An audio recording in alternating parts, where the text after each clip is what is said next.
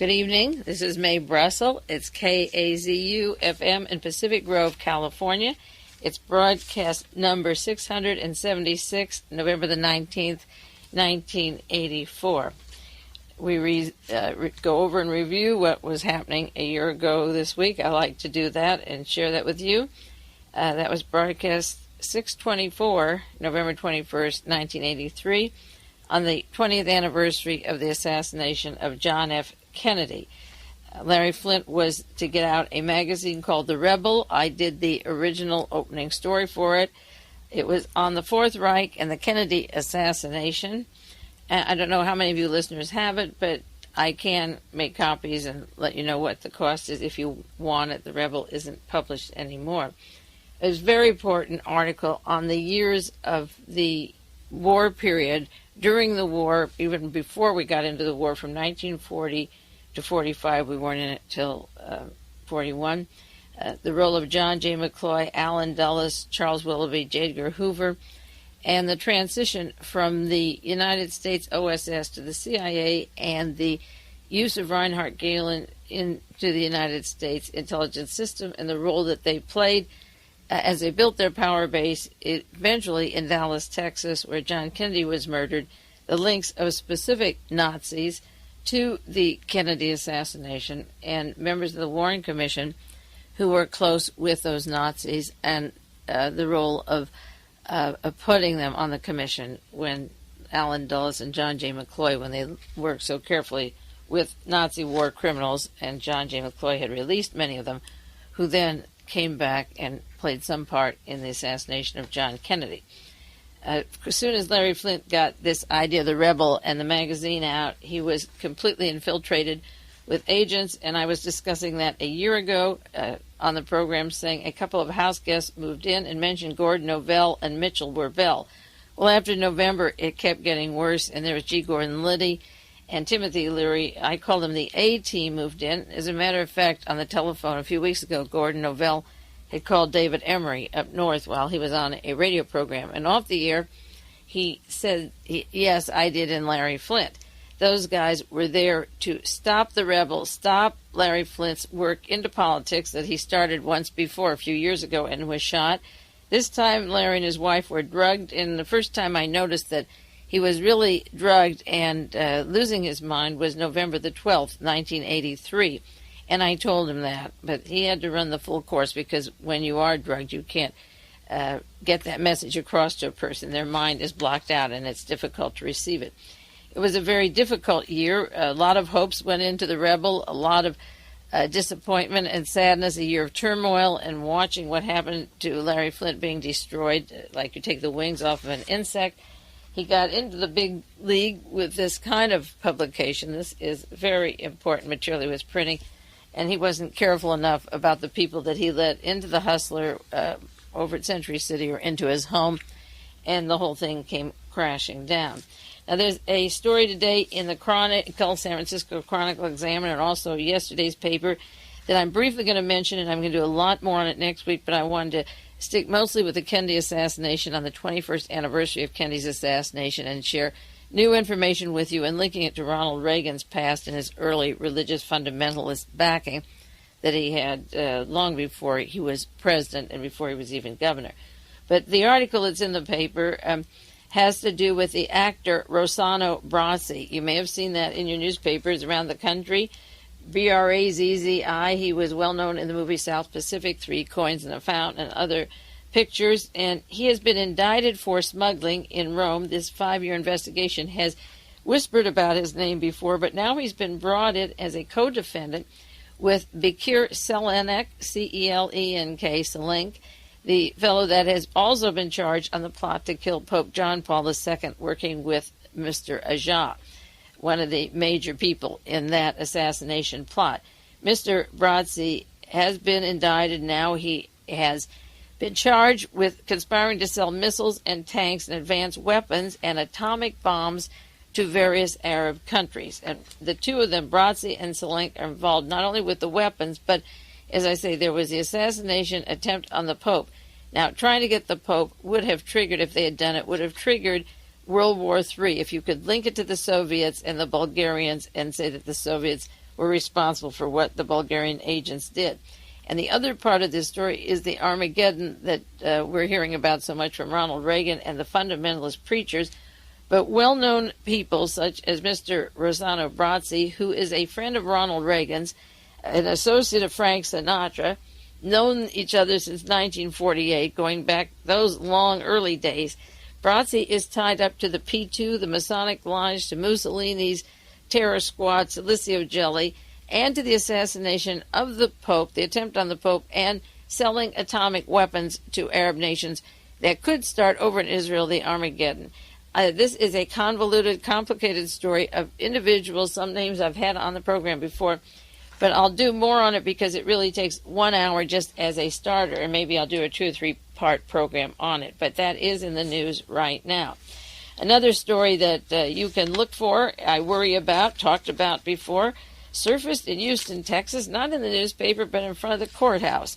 A subscriber to these broadcasts, a friend who sends me articles every single week, just marvelous packets from the Houston Post, you see me quoting it all the time, told me about somebody who went to the courthouse, had jury duty last week, and saw young kids, I don't know the age, passing out flyers and getting signatures for a petition to change the Constitution to allow Henry Kissinger to run for President of the United States. Are you ready for that one? I knew that would be happening. Remember in the early 70s, I said Ronald Reagan would be running for President of the United States, and I was practically booed off the stages where I was speaking at different places because the audience was sure that Nelson Rockefeller would be President of the United States. Well, Rockefeller ended in the grave, and Reagan was President. So if I was right about that one, you better watch the next one, because how do we know that this isn't the offing? I know it positively is. Now, one of the things that is really scary about this is that the budget, the deficit that's so huge, I believe it's being allowed to get out of hand, the military spending, various spendings, way off the top of what we can't even pay the interest on at this point. And it will get so bad that there will be a demand from the Democrats and Republicans for a constitutional convention. And when the convention is called, that's when they're going to slip in the amendment that changes the Constitution that a foreign-born can't be President of the United States. And then we will have the Fuhrer, Henry Kissinger, and the armbands and goose step will begin. And you'll find that he isn't the Jew boy or the little Jew that Fritz Kramer talked about, but he's the Nazi behind the various movements in all the countries that I run down over and over again. Just see your morning's paper. Here's one article. Troops round up the male population of Shantytown. Chilean sees 3,000 young men. This is what Henry Kissinger gave you. If you have to remind it every day of what's going on, Chile is one of his great accomplishments. So in Houston, Texas, of all places, the home of conservatism, fundamentalism, and all that goes down there with the H.L. Hunts and the Brown and Roots and the John Connollys and the who's who of the assassination team, out of Houston, Texas, the petitions wanting little Henry Kissinger to be the President of the United States. I'm not shocked, and I am shocked. I just have to pass that on. Now, I want to go to a few items on the assassination of Mrs. Gandhi before we go on to the John Kennedy material, because I don't want to lose track of some very important articles that have come out this past week that you might not have seen or heard about. NBC had a program, this is November the 17th, 1984, 5:45 News, the main national news, and they mentioned on the program that there was a large plot to kill Mrs. Gandhi planned long before May or June. It had nothing to do with going into the Golden Temple. She was going to be murdered, and this was arranged ahead of time. And as I said before, these assassination plots hatch 3 or 4 years ahead. If this system and NATO and the president want to kill Andres Papandreou, they're planning it now. They're setting their agents now because he isn't a good boy, not doing what they want. So I knew that this was planned a long time ago, and that they created the excuse for killing her, and the motives for killing her, as I said, they did with John Kennedy and the Bay of Pigs. And I said there was that 4-year lapse, or 1960 to the end of 1963, almost 4 years, when the planning wheels went in motion to kill John Kennedy. So this information on NBC confirms what I know is happening, and have mentioned to you before how long and complicated it is to do these things, but if you've studied them, as I have for 20 years, it takes you about 2 weeks to figure out where it's coming from. The San Francisco Chronicle had a story November 17th. India asked Norway to extradite a Sikh. Mr. Harinder Singh, Harinder. I don't have to use the last name. That is the appropriate name for all of the Sikhs. As I mentioned before, they have that last name.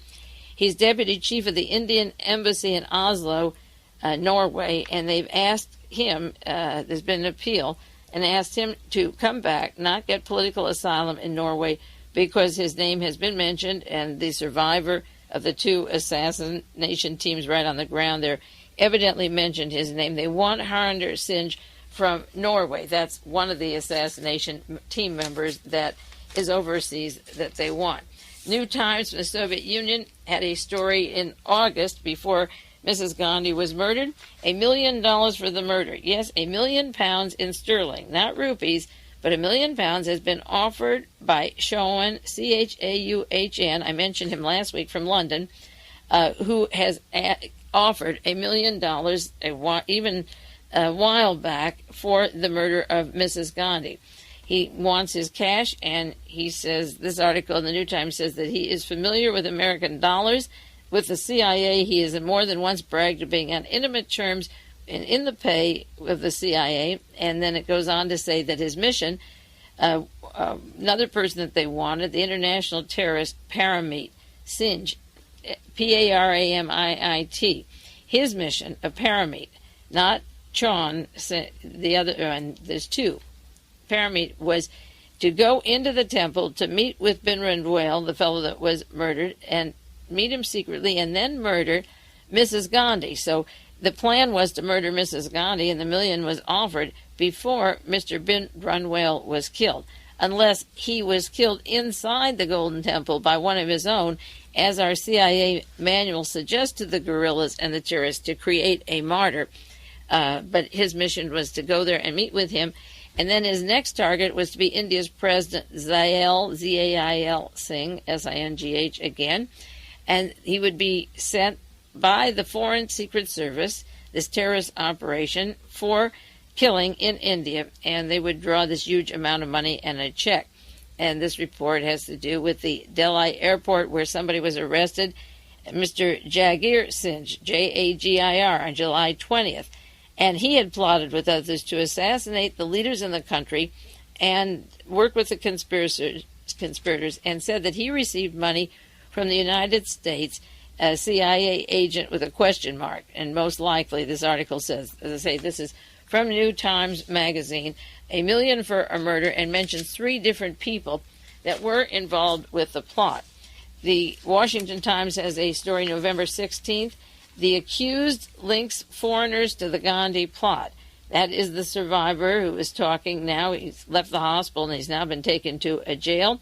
But he is talking about the plans to kill Mrs. Gandhi, and he claimed that the extremists got their support from Sikh separatists based in Britain, the United States, Canada, and West Germany.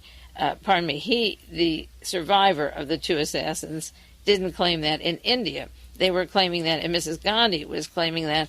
And as I mentioned last week, one of the men who arranged for the 2 killers to be in a certain position did leave for Canada, but they're looking, as I say, in Norway. Lots of luck. I'm sure it'll be hard to find in Canada the American-trained Sikh that got extradited there, or many of the others who are around the world, well-trained assassination teams, and they know how to hit, and they know how to leave their patsies, and they have good mind control and good motivations. The kamikaze concept is alive and well, and the planners are home free again. The Washington Post had a long article, almost half a page. Moscow seen continuing propaganda, hints of U.S. role in Gandhi death. Now, Ronald Reagan, according to this article, is simply furious. He says he deeply resented the Kremlin suggesting that the United States was involved with the hit on Mrs. Gandhi. The Soviets risk, this is a quote, damaging very severely any hope of improving U.S. relations if they keep up that campaign. Now, if the Soviet Union finds that we have killed a political person, such as even our own president, John Kennedy, or say Mrs. Gandhi. If they mention it, then the president says, well, there's no chance of us getting along with you. We'll need more weapons to fight you if you're going to keep that talk. But for their own safety and for their own true historic purposes, if they want such a thing, or if they want to put us on the line for killing these people, in addition to having the manual on how to kill, it seems to be working. The president is showing that he's angry about this kind of talk. Now, the Washington Post says in the past, India is a fertile ground for Soviet disinformation, and they talked about a secret cable by U.S. Ambassador to the United Nations, Jean Kirkpatrick, outlining a U.S. strategy to promote the Balkanization of India and thereby subvert Indian influence in the region. Now, they say it was forged, but I'm not sure it was forged, and we don't know if it was forged. That sounds just like Jean Kirkpatrick would want to do it. She's in charge of our Central American policies and has a good job of sabotaging and balkanizing those places. So because the Washington Post says that's a forged document doesn't necessarily mean that they didn't pick up a conversation or a meeting that Jean Kirkpatrick went to. In fact, they said they lifted it out of context and altered it in a false cable. But I'm sure verbatim or out of context, the intent was that, and that's what they put together, what she was saying about India long before Mrs. Gandhi was killed.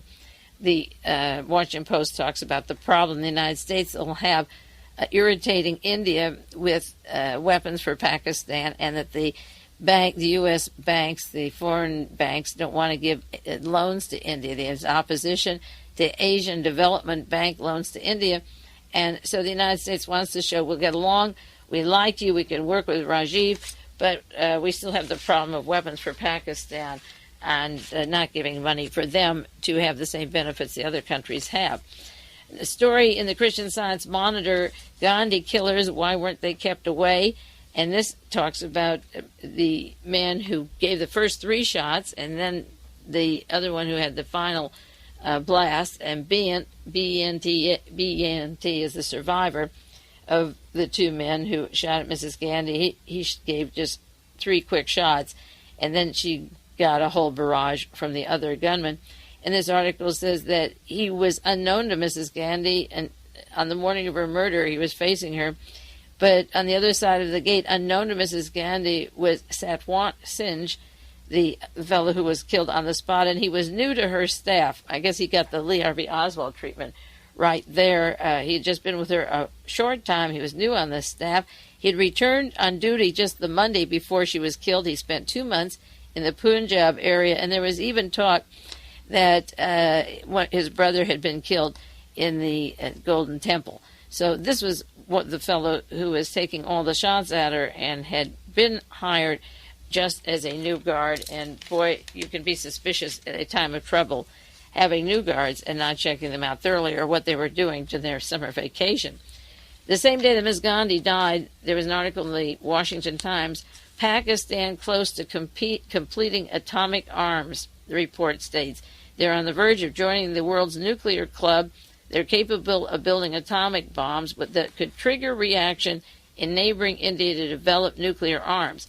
So the day that she was killed, this report was released from the Carnegie Endowment for an International Peace that Pakistan now had atomic bombs, and here was Reagan and China getting ready to develop militarily the weapon system there. As a matter of fact, this week, Alexander Haig flew to China to deliver airplanes, fighter planes to China. He went personally to see that they were in place and delivered, and have a little party to celebrate China receiving these airplanes, the Sikorsky airplanes that are made by United Technology that he was president of and is still affiliated with. Another story, 12 days after her death, the Wall Street Journal, Pakistan seeking $91 million credit for Boeing airplanes. So Pakistan wants the Western banks this week, now that Mrs. Gandhi's out of the way and India's destabilized and Pakistan delivered. If the Pakistanis trained for the CIA, the Sikhs that killed Mrs. Gandhi, there won't be anything stopping anything they want, because they can then blackmail the United States like all the other countries do very nicely.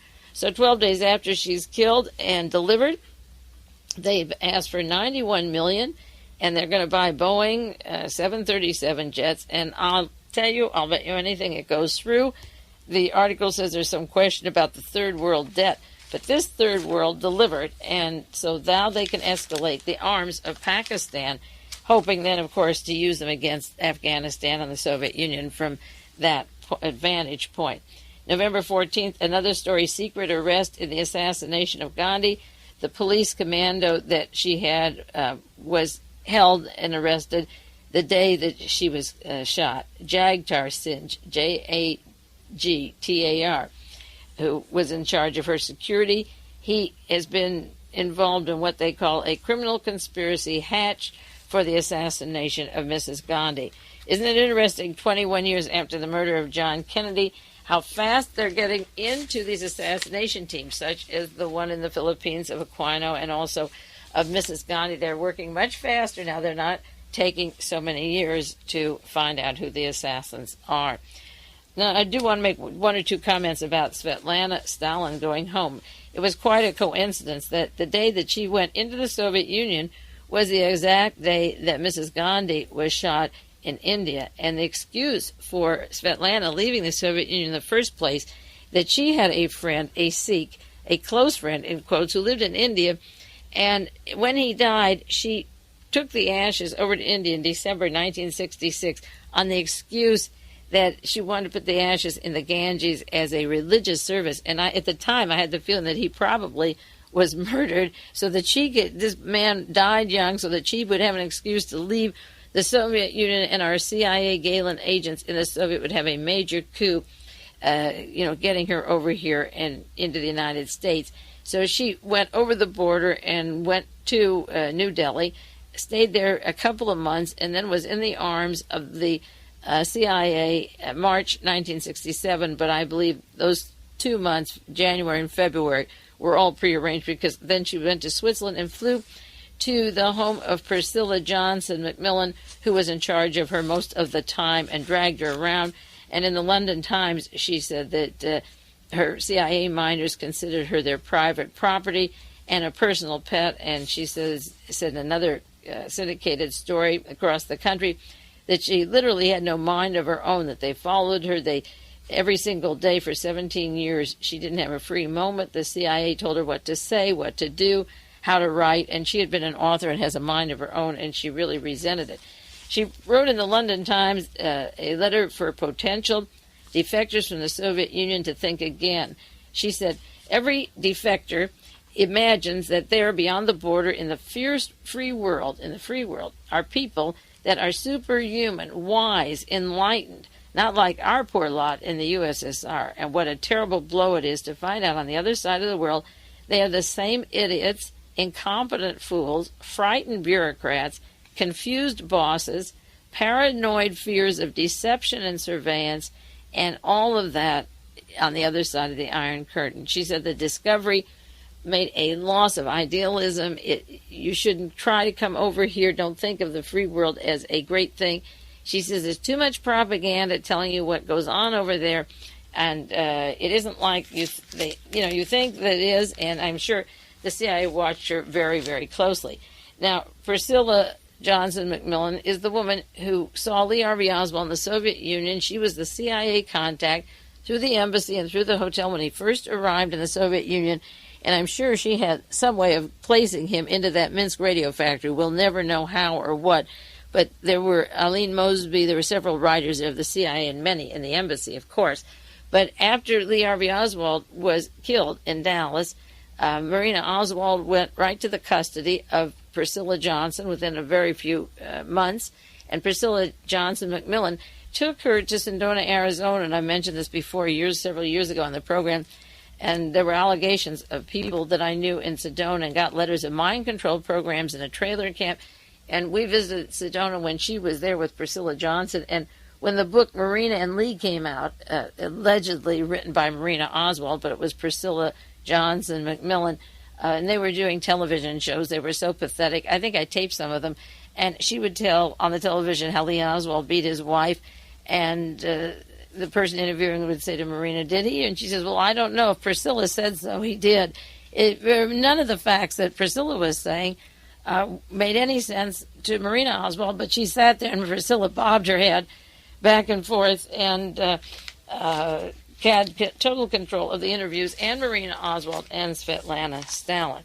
Now, I want to do some more on the Kennedy assassination because, as I say, it is the anniversary, and when I get out the material to do it, I just love working on that. I spent 9 years on those Warren Commission hearings and 20 years in all, and when I get out those pages, I really smile. I realize how important it is for me to get a book out on this stuff, and new resolution, January the 1st, I'll do some work. I'll write on the Kennedy assassination because it's time now. It's 21 years, and it's a full circle from the, as I say, the Nazi Germany to CIA and to Dallas and to Ronald Reagan. And with Reagan elected for 4 more years, and with the fundamentalists coming out of the woodwork at the Republican National Convention and the role of Falwell and Robeson and the preachers and their work with the Defense Department, now it's very clear what happened, how it happened, who was involved, and it's much easier to sit down and write a book and feel satisfied that all the other pieces that you don't have will fit into the structure that you have,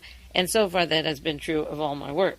Now, the Warren Report is always fun to read, and the minutes of the Warren Commission meetings are even greater. I'd like to write a play and just have people read these lines on the stage. But at the January 21st meeting of the Warren Commission, Alan Dulles was talking to the staff, members of the Warren Commission, about how much material he had, and he complained.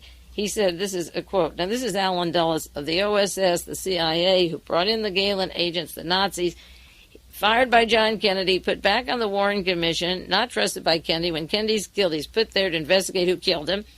And this is what he's saying to the gang there at one of their first meetings. They haven't heard any witnesses yet. He said, I wonder if our staff could take this tremendous mass. I've been down here a couple of days, and it is just perfectly tremendous, and 2/3 of it is of no importance.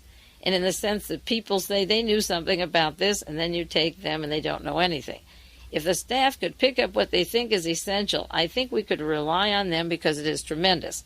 Also important in the staff is that they were all cleared by the Central Intelligence Agency, and they agreed to have pregnant girls from the CIA who couldn't be active in the field. They could be working on this massive material and then go back to the agency after they finished the job. He said, the amount of material we have is as high as this room, the raw reports and the other reports. And he said, I don't think the members of this commission, ourselves, without devoting all our time and more, could ever read all this stuff. And J. Lee Rankin, the attorney for the Warren Commission, said, I think it would take 30 days to read it and digest it. Well, I'll tell you, it took me 9 years with no radio broadcast to work and read it and digest it, and it has taken me another 12 years to reread it and see things that didn't ring a bell the first time and digest what this massive amount of material amounted to. Now, J. Lee Rankin thinks it would take 30 days. I don't know whether that includes your Saturdays or Sundays off.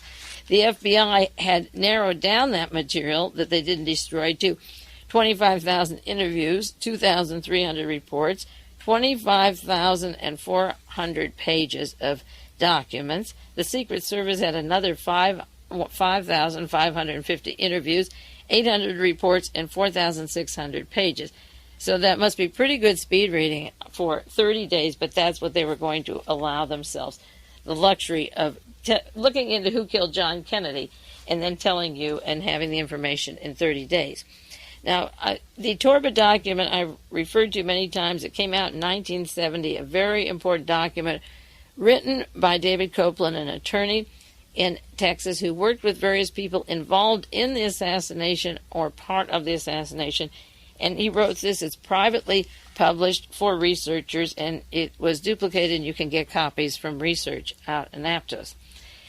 In the Torbett document, I'm going to take 1 or 2 pages and then go on to more current documents just to cite some of this information.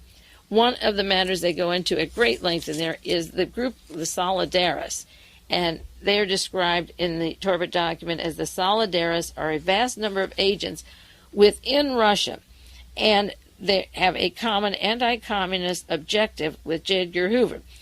They worked continuously with the anti-Castro Cubans who considered that their country was filled with an occupying force.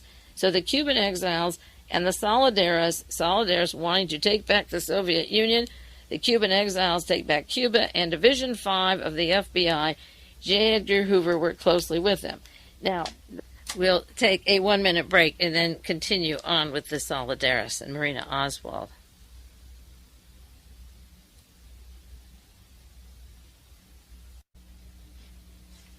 This is Mae Brussell. It's broadcast number 676, November the 19th, 1984, and this is side 2 of the broadcast. The Solidaris also, besides being within the Soviet Union, were distributed all through the United States and to various countries overseas, and the Dallas-Fort Worth people that Lee and Marina associated with were all members of Alan Dulles, Reinhard Galen's Solidaris. Now, George de Mohrenschildt, the mentor of Lee and Marina Oswald, who met them in June '62 when they came home from the Soviet Union, and provided the introductions for the ways they would get jobs, the way he would get jobs, housing, and so forth. George de Mohrenschildt testified in Volume 9 of the Warren Commission hearings, page 267, that he wanted to tell Albert Jenner, the attorney, about the Solidaris.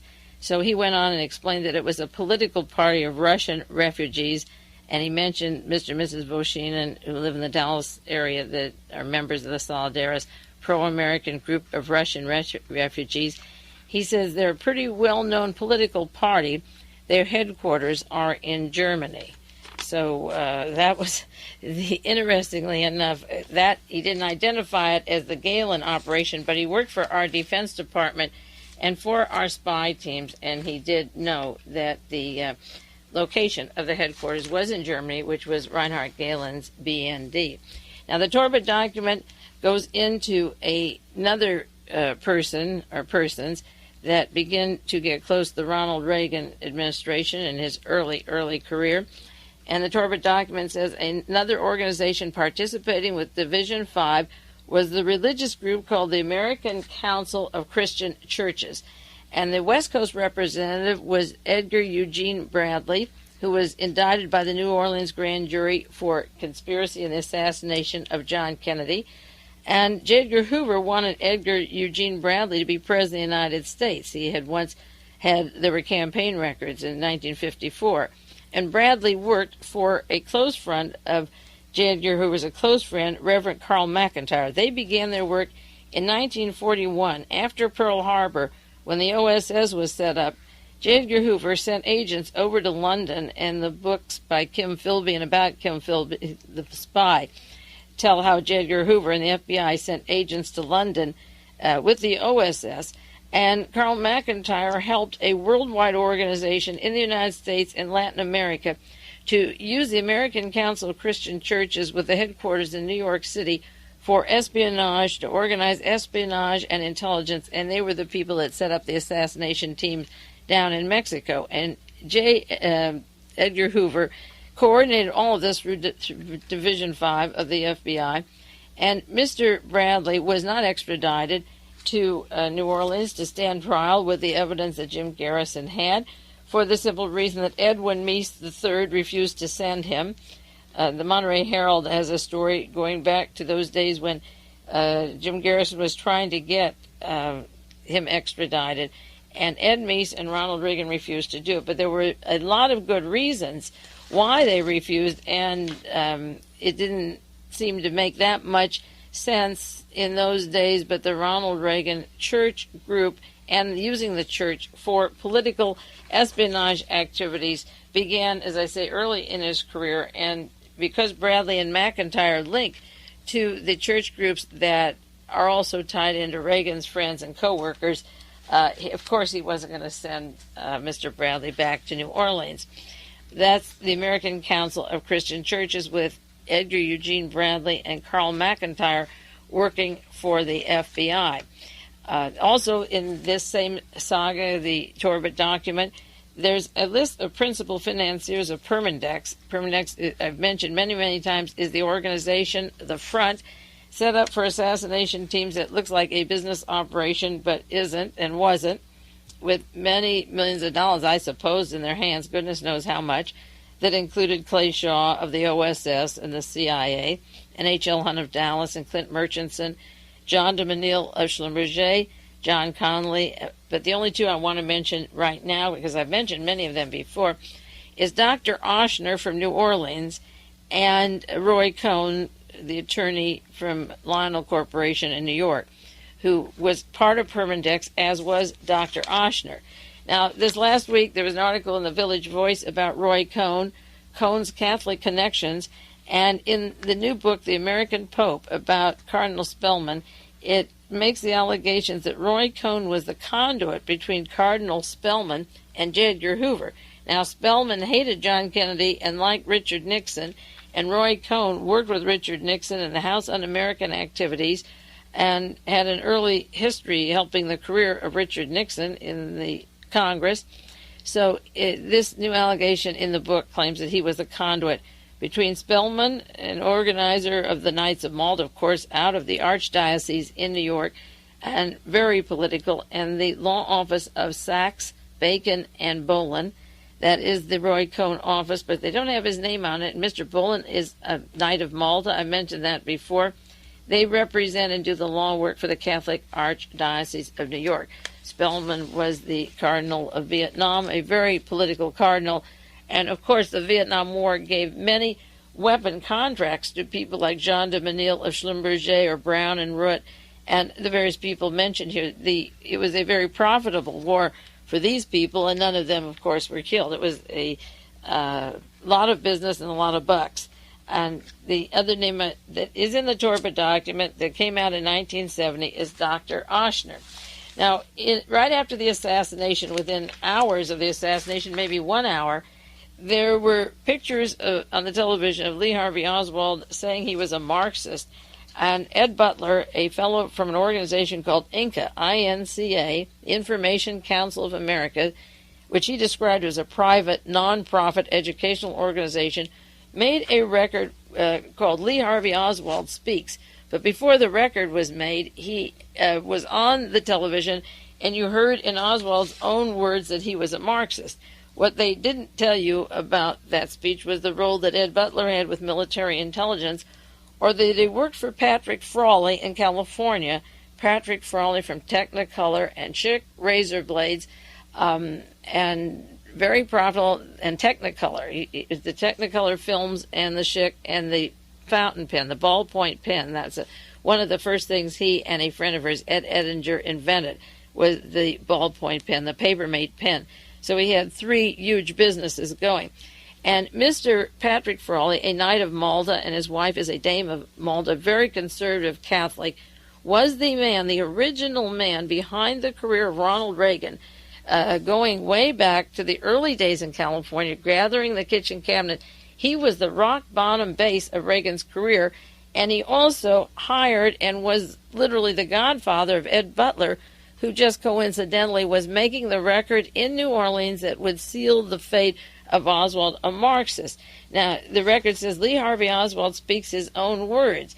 The reason Oswald of military intelligence, or CIA and FBI, and Butler could make a record together would be for the reason that Lee Harvey Oswald was going down to Mexico to apply to go into Cuba. And he could do spying in Cuba like he did in the Soviet Union, drawing tractor sites, watching airplanes above, and having a secretary when he came home, Mrs. Bates, to dictate the notes of what he saw when he was a spy in the Soviet Union. So overtly, Oswald had to hand out handbills in front of Clay Shaw's Trade Mart and be photographed. The cameras were on him. And he had to give a radio program, an interview with Ed Butler, so that the pro-Castro Cubans could say his bona fides are good. Here's a guy who seems to like us. So he was used by Butler, who is, I say, a protege and just a right arm of Patrick Frawley in the New Orleans scene. Now, on the back of the record, the album, there's a picture of Ed Butler.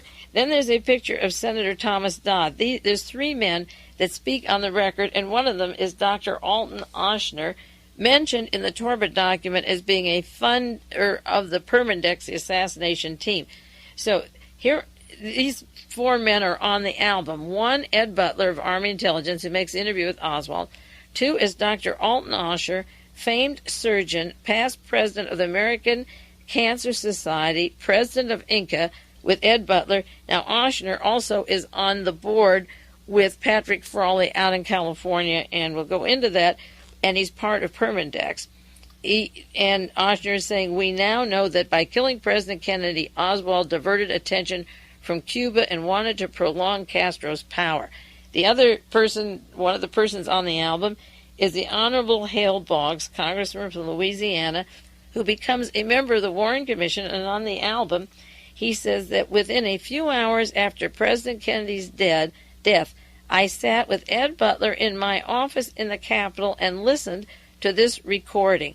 So Hale Boggs is going to be put on the Warren Commission by Lyndon Johnson, and within hours of when Kennedy was killed, Hale Boggs is told through Oswald's own voice via Ed Butler that Oswald is a Marxist. So one member of the Warren Commission already knows what he wants to think, and there's no reason to go to many meetings, and he didn't. Another person on the album who has a voice in the matter is Senator Thomas Dodd, described as vice chairman of the Senate Internal Security Subcommittee, former prosecutor of the Nazi criminals at Nuremberg, the ones that got off, the former special agent of the FBI, who says Oswald was a simple crackpot who acted without any understanding or motivation, but this important record demolishes that because he was a Marxist. He wasn't a simple crackpot. So you've got Hale Boggs, Senator Dodd, Boggs working with Ed Butler, and the Warren Commission, Dodd from Nuremberg and the FBI having a motive in the assassination. Now, one of the people who released all the Nazis that Dodd prosecuted at Nuremberg was John J. McCloy, who was put on the Warren Commission, and one prosecuted, the other locked up the door, the other one let him out the door, and the Nazis, like Walter Dornberger and the Solidarists of Mohrenschildt, are used in the murder of John Kennedy, and they made this very nice record about Lee Harvey Oswald. Now, the record has a lot to say, of course, on Oswald being a very idealistic Marxist. It doesn't prove any particular point, except for the fact that he is describing that that's his political leaning, and then as soon as Oswald is arrested and killed, out comes the record. Now, Ed Butler, as I say, worked for Patrick Frawley. Frawley was very close to Ronald Reagan, to Richard Nixon, to the John Birch Society, and the Vatican, all at the same time. So the people like H.L. Hunt, who started the John Birch Society, Hunt was close to the Mormon Church, I believe, a Mormon wife and a Protestant wife. He was not a Catholic, H.L. Hunt. But the Vatican, the Birch Society, and the Mormons melt together in many ways that I'll explain as much as I have time for tonight. The Information of Council of Americas on this record was set up, as I say, by Army intelligence and close ties to the Vatican and to Cardinal Spellman, Mr. Patrick Frawley. And he also was described in the book Danger on the Right as the man who brought in the Christian anti-communist crusade, and I've mentioned this on other broadcasts. He's appeared with H.L. Hunt on Lifeline. Now, Warren Carroll of the CIA wrote for Lifeline and also worked with Jack Ruby, and I believe had mind-controlled him to be a hero.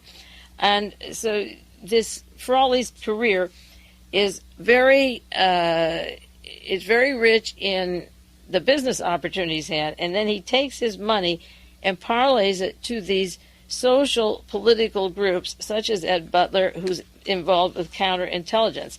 Now, at one time, Mr. Frawley was in trouble with the Justice Department in 1970, and he had to either sell his Schick electric shaver or the wet shaving.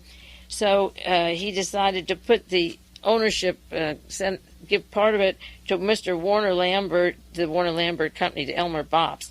He sold the wet shaving part to Warner Lambert, and Frawley remained the president of it.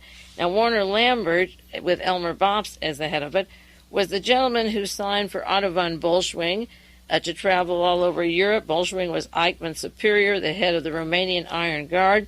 He was in charge of taking property and material from the Jews in Holland, setting up the Nazi desk in Palestine that was to become Israel. He brought in William Clark and Elaine von Dahm, the secretary for Ronald Reagan that I talk about all the time. But the point is that there was a close relationship, a business relationship between Elmer Bops and Warner Lambert, and this is the godfather of the Richard Nixon career, Elmer Bops. And He also melts with Patrick Frawley, and Frawley remains the president of a company he has sold to Warner Lambert.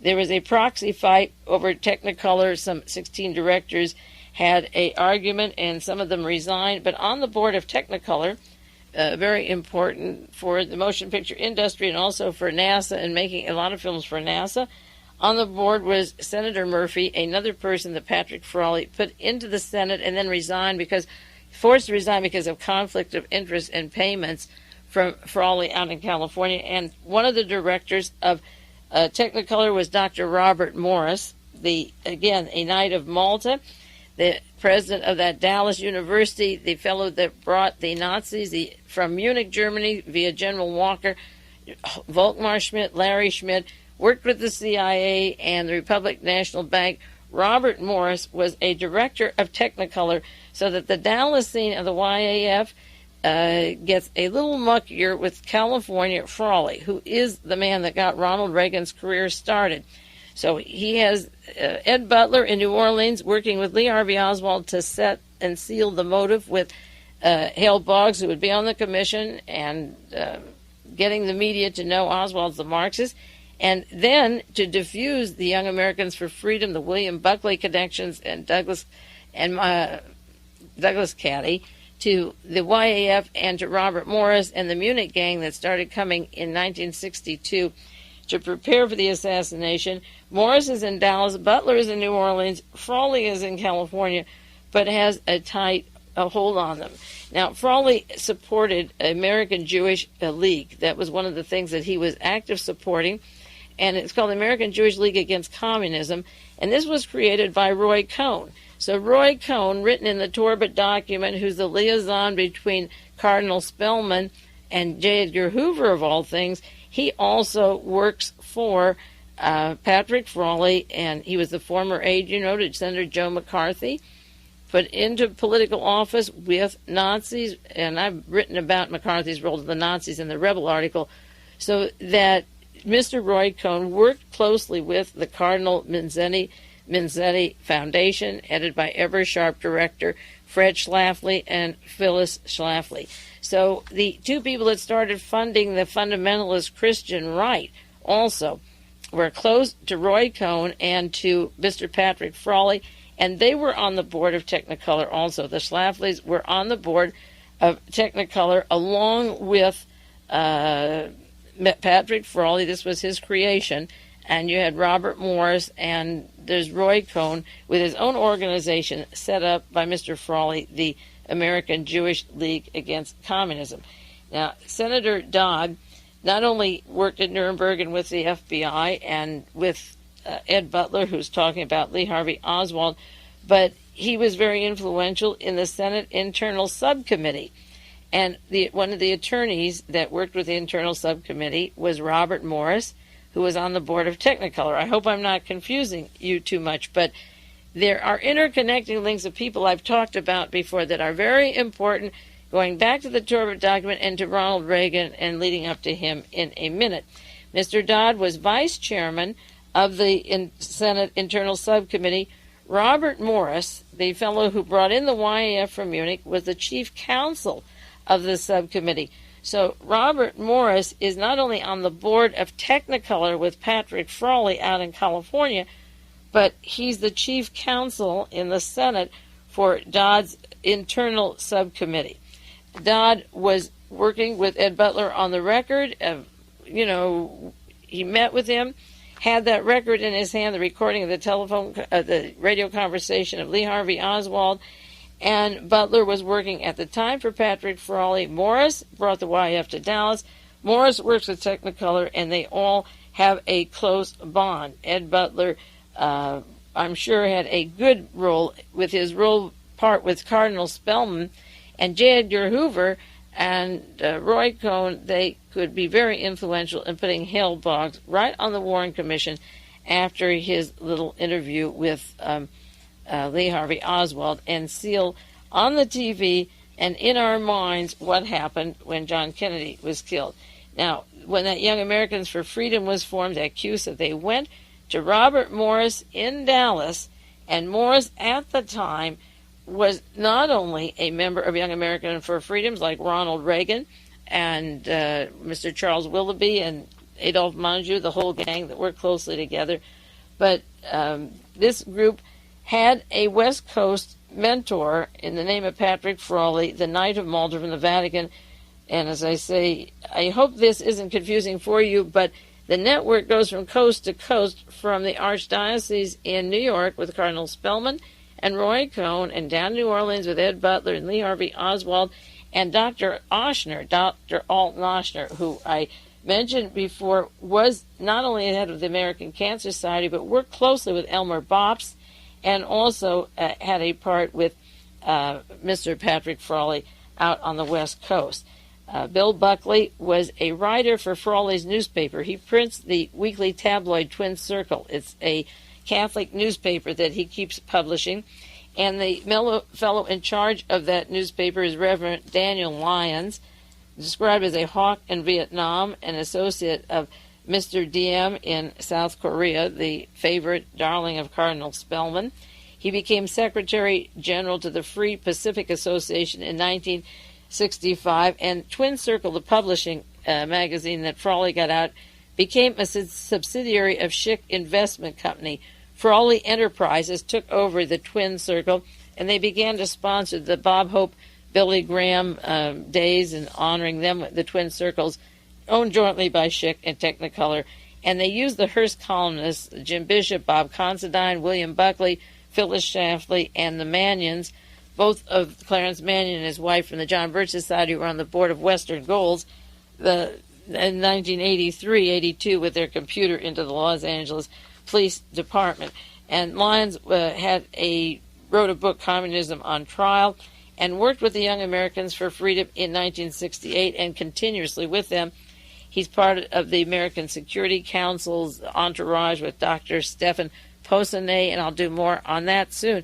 On the World Anti-Communist League, and John Singlaub, again of Western Goals, and the John Birch Society with the police data computers, and Major Edgar Bundy, all part of Mr. Lyons' team of the anti-peace, pro-Vietnam, anti-communist, very much for the war in Southeast Asia, or anything that the Americans did that would get us whipped up for that war against communism. And they've been working closely together for a long, long time. Now, in the book, Power on the Right, Ed Butler, working for Patrick Frawley, describes his role in Inca as an agent provocateur, which is exactly what he does. And he describes, he said he's the private master of agitation professional conflict managers. He said you infiltrate troublemaking groups, you divert them from their goals, you break up their structure, you create internal dissension. You only need a few people. Sometimes you can drop a tear gas grenade, and you go with the people pretending that you're working with them, and you actually are clubbing their leaders. They are conflict managers, professionals, and I mentioned once before that the attitude they had, that they are the ones that will decide for the people what is good for them. Now, Mr. Frawley also had a fellow that he was very impressed with, an actor in Hollywood. And in the book Power on the Right, that I've quoted before for the parts about Lauren Hall and William Seymour and the assassins from Dallas and New Orleans that were in California and were never sent back to trial, in the book Power on the Right, it tells about Mr. Frawley and how he was so close to Phyllis Schlafly. He helped get out that book, A Choice is Not an Echo, that she wrote about Goldwater, Senator Goldwater, and his running for president. But it says Frawley played an equally important role in the political career of Ronald Reagan. The actor's candidacy was, in fact, launched by Frawley and three of California's craggiest conservatives. This is Bill Turner writing. Henry Salvatore of Western Geophysical, oil exploration that's now merged with Litton Industry, auto dealer Holmes Tuttle, and A.C. Rubel of Union Oil. They were all active with Frawley in the Goldwater campaign, and now they perceived in Reagan the man to use to pick up the torch. This is Frawley and Salvatore and these people. Now, they not only select Reagan to pick up the torch in those early days but they also work, as I say, with Ed Butler and with Robert Morris and Dr. Oshner on the team that were directly involved with various parts of the assassination. They, like Ronald Reagan, they spearheaded a group for him. Salvatore had raised $1 million for Goldwater, and he began to put other millions of dollars into the Ronald Reagan career. And they pushed this, and along with Mr. Frawley, they had Walter Knott of Knott's Berry Farm. And I mentioned before members of the inner team who picked up Ronald Reagan, and then they got Spencer Roberts. This is the group that went to Spencer Roberts that I mentioned had done the mind control and took care of Ronald Reagan, and they made up their mind that they would make Reagan attractive to the backers in the first place. They would make him tone down the little speeches, put up a war chest, and put him in the charge of the public relations firm of Spencer and Roberts. And then his swing to the right began, and the witch hunt in Hollywood of George Murphy. And Murphy, again, is on the salary of Technicolor. And then Reagan is active begins to date Nancy Davis, whose father is very much part of the American Medical Association. Dr. Oshner was part of the American Cancer Society. William Donovan was put on the board of the Cancer Society when he came home after World War II with the OSS. The Cancer Society became a very political activity for the spy ring, and that's why I'm suspicious of how much cancer there is today and how fast it is spreading. The book Power and the Right says Frawley was sufficiently buoyed by Reagan's landslide victory in the general election of 1966 to help promote the abortive Reagan for President movement in 1968, but then it got off the ground, and of course the rest is history. Pratt Frawley was instrumental in creating Ronald Reagan. Now, he was also working hard with the various church groups, the ultra-right wing. So you can see why it was important that Reagan not extradite the very people back to the grand jury in New Orleans that might open up a can of worms going to Ed Butler or any of the other conspiracies that Jim Garrison could attach to or associate with the people that he wanted back there, like Gordon Novell from Permandex and Eugene Bradley, and that would lead to the Albert Osborne, the missionary who actually had the school for assassins, and a whole can of worms would have opened up. It was very necessary to stop sending anybody to Jim Garrison and let the investigation fall on its face. In the book Power on the Right or Danger on the Right it's Power on the Right by Bill Turner, he tells about Frawley over and over again with his political links, as I say, to the Schlaflys, who are very close and funding Pat Robertson and the Christian right and making decisions on prayer in school or the Equal Rights Amendment and the anti-women vote that they've mustered together to turn down the right of women to have a lot of opportunities that other people are striving for them to obtain.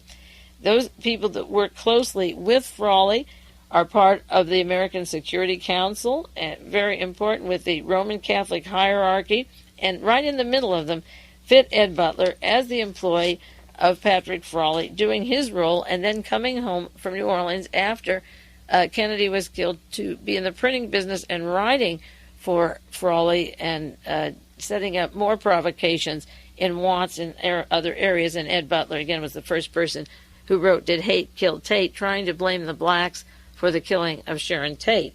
So that was while he was working for Patrick Frawley. In this book, Power on the Right, it says J. Fred Schlafly Jr., an Illinois attorney, past president of the ultra-right Defenders of the American Liberty, was part of the Ever-Sharp board. Dr. Alton Oshner from New Orleans, a physician from New Orleans Information Council of Americas, was on the board of Ever-Sharp Razor. And I'll do more on Ever-Sharp, not the razor, the Schick's the razor, Ever-Sharp's the pen. Fred Schlafly Jr., the Illinois attorney, retired General Thomas S. Power of the American Security Council, and Dr. Alton Oshner. And again, it was Oshner on the record. Oshner, knowing Oswald was a Marxist, a doctor from New Orleans, working with Ed Butler and being on the board of Frawley's Ever-Sharp at the time that this setup is being made to get Lee Harvey Oswald as the patsy and sell us the Marxist story. Well, the time is running out now. I want to do a little bit more on Patrick Frawley, Phyllis Schlafly, Dr. Oshner, and Ed Butler, and Oswald and Robert Morris, because I think you can see, or I hope you do, that this is a neat little team that through the years has stayed together and gotten this man into the White House to be President of the United States. This is Mae Brussell. The time is out now, and the tape does run out, so we'll stop, and I'll be back with you next week.